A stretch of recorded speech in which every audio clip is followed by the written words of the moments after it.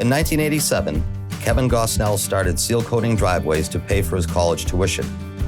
28 years later, he had built that business into the largest paving contractor in the northeastern United States. Life and business was good.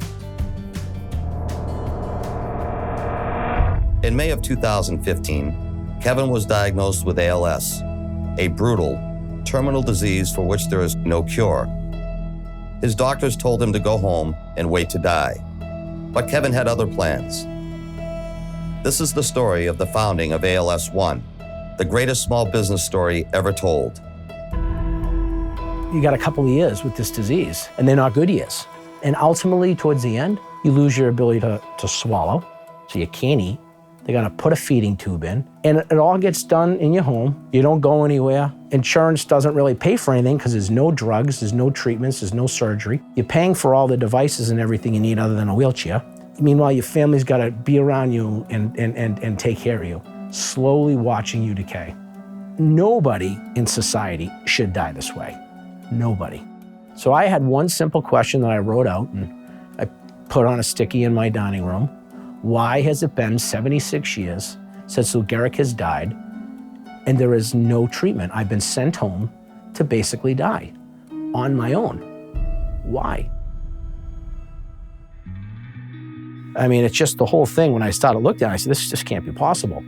And then I realized in ALS, we were the most fractured group, second most fractured fundraising group in the entire United States. Anybody that was connected to this disease did not come together as a team. You know, when you're alone, you're stuck. When you're together, you go far. You know, but you bring that together and you have strength. You have unity, you have purpose, you have a movement, you have people coming together as one to do something. And history has shown time after time after time that creates success. After realizing there was nothing that doctors could do to treat his devastating condition, Kevin made a brave decision to create a new business, a startup, if you will. One committed to bringing the best doctors, researchers, and care practitioners for ALS together for the first time, to share research, insights, and most importantly, fundraising. Kevin called the business ALS One. And the mission is really to galvanize the local Massachusetts expertise on trying to find effective treatments for a disease where right now there isn't any effective treatment. He asked to meet with all of us, our entire team, the nurses, the therapists, the physicians, and think big about how we could really find treatments for people and to find them now, not a decade from now. With Post-it notes stuck to the wall of his dining room, he and his small team could be Jobs and Wozniak in the garage. But here the burn rate isn't money. It is this brave man's each and every breath, which the disease is rapidly robbing him of. The only stop in anything in life is the lack of people working as a team. When you take the personal barriers away, take the ego away, come together for a common goal, you can almost accomplish anything. So when you're sitting there with him, you get the impression of a man who all his life has built a very profitable and successful business. And he has turned those talents and that drive to this effort. And I think Kathy and the boys, on the day that they announce a breakthrough on ALS research, will be able to look at each other and say, you know, our dad did that. That's pretty powerful. And you got the world-class leading doctors, you got the researchers, you got the care piece involved.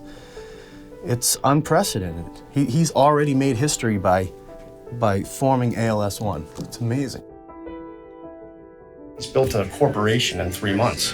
That's definitely going to continue to grow and thrive, and ultimately, achieve its goal of changing the ALS world and curing the disease. I had to switch to using a breathing machine because my diaphragm got so weak I couldn't bring the air in, so I was losing my ability to speak. It's really tough. It's not an easy, no day's an easy day. I always tell my kids, at the end of the day, a real man's judged by what he gives.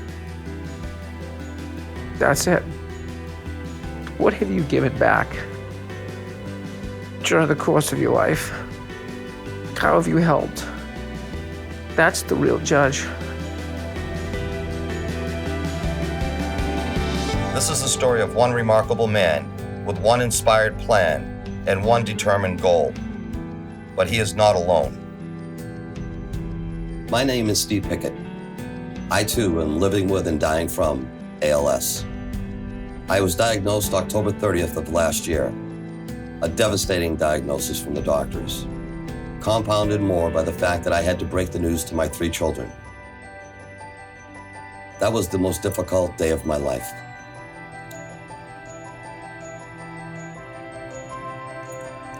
No parent should ever have to put that burden on their children.